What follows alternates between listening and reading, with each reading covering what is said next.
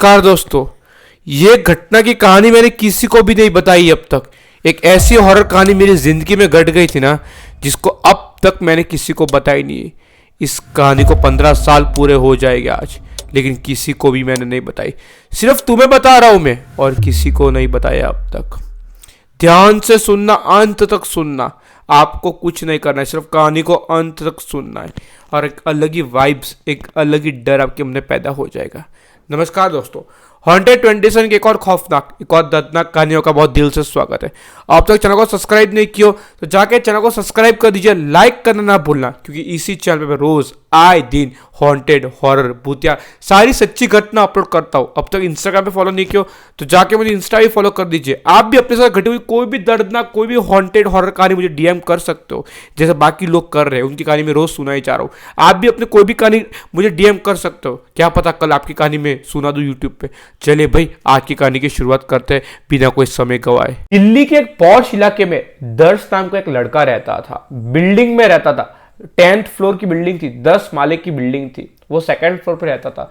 दर्श जहां पे रहता था ना, वह आसपास बहुत ही अच्छी वाइब्स, एक अच्छा एनवायरनमेंट था, बहुत ही बड़ा एनवायरनमेंट था। लेकिन दर्श कभी भी वो नीचे पार्क में या फिर ऐसी ऐसी जगह पे घूमने नहीं जाता था। दर्श को हॉरर, हॉन्टेड, भूतिया कहानी सुनना और एक पैरानॉर्मल वर्ल्ड में उसको इंटरेस्ट आ गया था। बचपन से उसको अलग अलग तरीके की कहानी सुनाने में और सुनने में मजा आता था। वो रोज अपने घर पे स्कूल से आते, ट्यूशन से आते, अपने कंप्यूटर में डीवीडी लगा के भूतिया पिक्चर, भूतिया फिल्म, हॉलीवुड हो गई, बॉलीवुड हो गई, वैसे सुनते बड़ा हुआ था।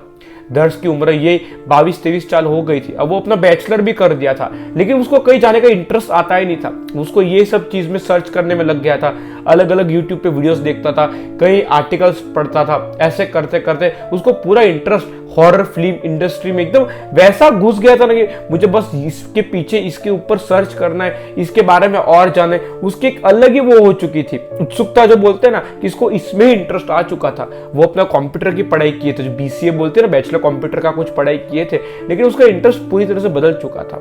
अभी दर्श जहाँ रहता था 202 में, दर्श के एग्जैक्ट बाजू में 201 में एक अरविंद कुमार नाम के एक व्यक्ति रहते थे, जिसकी उम्र 30 के आसपास रही होगी। वो बेसिकली रेलवे में इंजीनियरिंग की नौकरी करते थे, अच्छी खासी पोस्टिंग थी।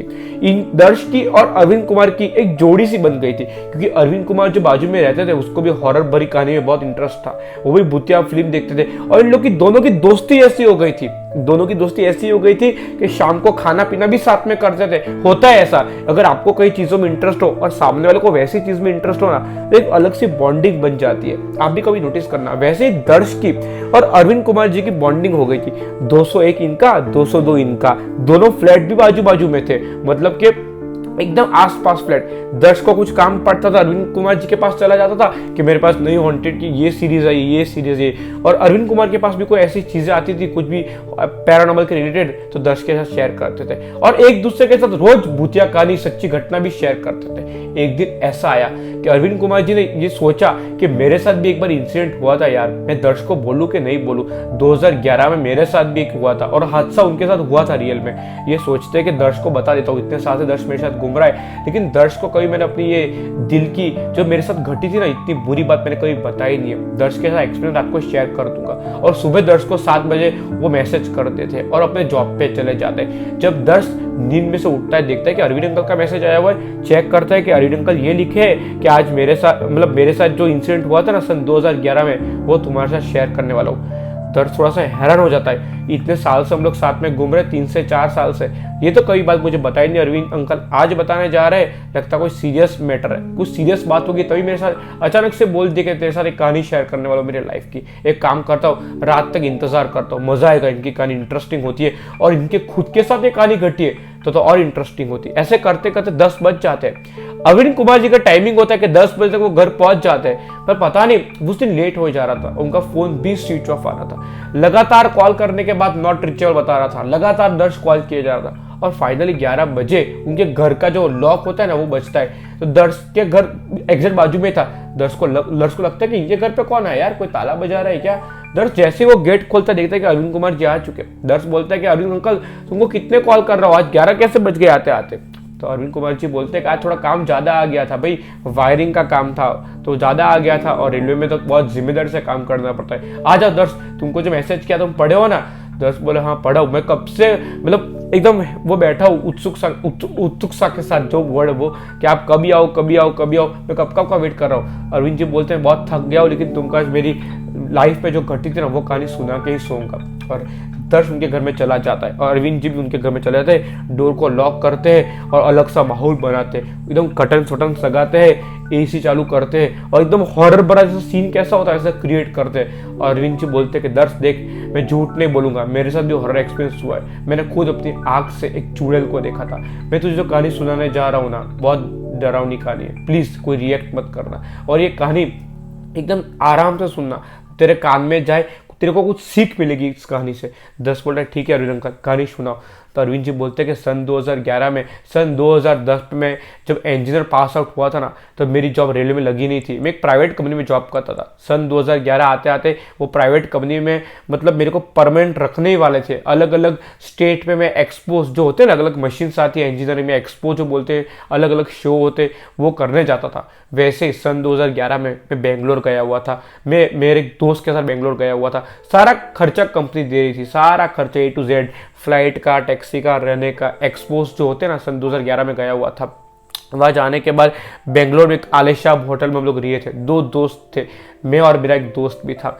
3 दिन का टूर था, टैक्सी से आना, टैक्सी से जाना, और कुछ नहीं करना, सिर्फ एक्सपो में जाना और सारी बात नोट करना कि ये मशीन क्या चीज़ है, ये मशीन में क्या है, सारी बात जो इंजीनियर्स लोग करते हैं ना, सारा नोट बना के हमको हमारी कंपनी को देना, ताकि कंपनी ऑर्डर दे सके मशीन का, इतना ही काम था।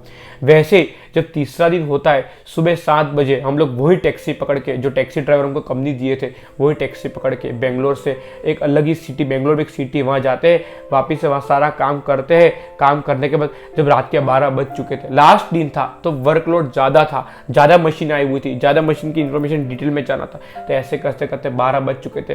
रोज़ हम लोग 9 बजे हमको एक्सपो से छुट्टी दे देते थे, लेकिन उस दिन हमको 12 बजे छुट्टी दी, क्योंकि बहुत सारी मशीन आई हुई थी। मैं और मेरा दोस्त जैसे ही बाहर आते हैं, देखते कि हमारा टैक्सी ड्राइवर पिछली वाली सीट पे सोया हुआ है, एकदम आराम से, ऐसा लगा कि बहुत थक चुका है। अरविंद जी बोलते हैं कि मैंने उसको 2-3 बार उठाने की कोशिश की और वो उठता है। हमने बोला कि चलो भाई होटल ले लो, कल सुबह हमारी फ्लाइट, हमको निकलना पड़ेगा। तो टैक्सी ड्राइवर बोलता है कि नहीं साहब, आज मैं आपके साथ नहीं आऊँगा। तो अरविंद जी बोलते भाई ये क्या बात की, तुमको हमारी कंपनी पैसे दे रही है, रोज़ तो हमको ला रहे हो, जा रहे हो, आज क्यों नहीं? बोला आज लेट हो चुका है। अरविंद जी बोला लेट हो चुका मतलब? वो तुम्हारा प्रॉब्लम थोड़ी है, वो तो हमारा प्रॉब्लम है। हमने लेट किया, कुछ भी करे, हम कुछ भी करे भाई, तुम्हारा काम है, तुमको करना पड़ेगा। चलो भाई हमको छोड़ो घर, हमारा होटल, हमको होटल छोड़ो भाई, हमारे रूम पे वापस, हमारी सुबह की फ्लाइट है भाई। तो ड्राइवर साहब जो टैक्सी का बोलता है साहब ऐसी बात नहीं है, लेकिन हम जो रास्ते से आते जाते हैं ना, वो एक हॉन्टेड रोड है, वो एक हॉरर रोड है, और 12 बजे के बाद वो रोड पे कोई नहीं जाता। तो अरविंद कुमार के साथ जो खड़ा हुआ बंदा, जो कि दोस्त था, वो जोर जोर से हंसने लगा। भाई तू क्या पागल वागल इंसान है क्या? तू पागल है, थोड़ी पी रखी है क्या तूने? क्या बातें करे जा रहा है? अरविंद कुमार जी को बोलता है, अरविंद कुमार जी एक काम करो, हम लोग कोई और टैक्सी पकड़ के निकल जाएंगे, और बेंगलोर बड़ी सिटी है, कहीं ना कहीं टैक्सी मिल जाएगी, इसकी कंप्लेन हम लोग करेंगे हमारी कंपनी वाले को। तो ड्राइवर साहब बोलता है नहीं नहीं सब ऐसी बात नहीं है, मैं सच बोल रहा हूँ, ये हॉन्टेड रोड है। अरविंद कुमार जी बोलते हैं काम कर, तेरे को हम अपनी तरफ से 1000 रुपये एक्स्ट्रा दे देंगे, चल अभी हमको ले जा।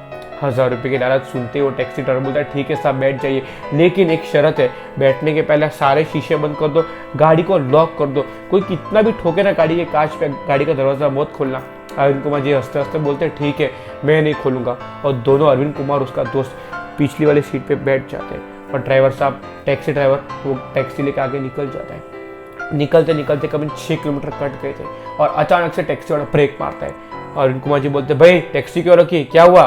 तो टैक्सी ड्राइवर बोलते हैं कि आगे देखो फाटक लगी हुई है, एक ट्रेन पास होने वाली है, जो फाटक आती है ना, एक ट्रेन पास होने वाली है, इसलिए रुका हूँ, और कोई बात नहीं है सर जी। अरविंद कुमार जी बोलते हैं ठीक है, और ट्रेन का हॉर्न तो बज जा रहा था, लेकिन ट्रेन वहां से पास नहीं हो रही थी। थोड़ी देर में टैक्सी ड्राइवर पीछे मुंडी करके बोलता है अरविंद सर जी, अरविंद सर जी। तो अरविंद जी बोलते हाँ बोल क्या हुआ, आपके हाथ में लाइटर है? बोला नहीं लाइटर नहीं है, लेकिन पड़ोस में बैठा हुआ जो अरविंद कुमार का दोस्त था बोलता मेरे पास लाइटर है, क्या हुआ? बोला फटाफट लाइटर जलाइए, फटाफट लाइटर जलाइए। और अरविंद कुमार जी का दोस्त लाइटर निकालता है और जलाना शुरू करता है। बस अब इस लाइटर को बुझने मत देना, अगर ये लाइटर बुझ गया तो हम लोग भगवान को प्यारे हो जाएंगे। अरविंद कुमार जी बोलते क्यों, क्या हुआ? तो ड्राइवर साहब पीछे घुमाए था, वो बोलता है कि सामने देखिए, वो पेड़ की तरफ देखिए, जहाँ पे फाटक है जो लगी हुई, उसके पेड़ की तरफ देखिए। अरविंद कुमार जी ऐसे करके देखे तो एक औरत लिटरली हवा में तैर रही है, हवा में तैर रही, पीछे ऐसा हाथ किए हुए है, और इनकी टैक्सी की तरफ ऐसे देखे जा रही है, ऐसे देखे जा रही है कि पूरी टैक्सी खा जाएगी। अरविंद कुमार जी के साथ दोस्त वो औरत को देख रहा है, अरविंद कुमार जी वो दोनों जन वो औरत को देख रहे, दोनों जन कांप रहे। टैक्सी ड्राइवर भगवान का नाम ले जा रहा है और बाजू में बैठा अरविंद कुमार जी का दोस्त लाइटर शुरू करके लाइटर जलाई जा रहा है, लाइटर की फ्लेम जली जा रही है। वो औरत 3 से 4 बार इनकी गाड़ी की तरफ घूमे जा रही है और जोर से ट्रेन पास होती है और ठीक 50 या 60 सेकंड्स के बाद वो फाटक खुलती है। जो गाड़ी भगाता है ड्राइवर, जो गाड़ी भगाए जा रहा है, अरविंद कुमार जी जब तक होटल नहीं आए ना तब तक पीछे घूम के देखते रहे और जो लाइटर था ना तब तक जलाए रखे, उनका दोस्त भी पीछे घूमते रहे। होटल आते आते करीबन 3 किलोमीटर तक वो औरत ने उनका पीछा किया। जिस स्पीड से गाड़ी चल रही थी ना 50-60 स्पीड पे, वो औरत उसी स्पीड पे उड़े जा रही। ऐसे करते वो होटल पे पहुंचे, लाइटर बंद किए हैं, पॉकेट में रखे, सारा सामान जो भी था दिए थे एक्सपो से वो निकाले हैं और ड्राइवर साहब को ऐसा बोला अरविंद कुमार जी कि एक काम कर ड्राइवर, तू भी हमारे साथ ऊपर होटल रूम में आ जा, तेरा होटल का जो भी किराया होगा ना मैं दे दूंगा, तू हमारे साथ स्टे कर ले। ड्राइवर साहब बोलता है सब ऐसी बात नहीं है, हमारा रोज का काम है, हमको मालूम है कैसे क्या करना है, मैं तो यहीं पीछे जाके गाड़ी में सो जाऊंगा, मुझे गाड़ी में ही नींद आती है, लेकिन मैंने आपको मना किया था इसलिए मना कर रहा था।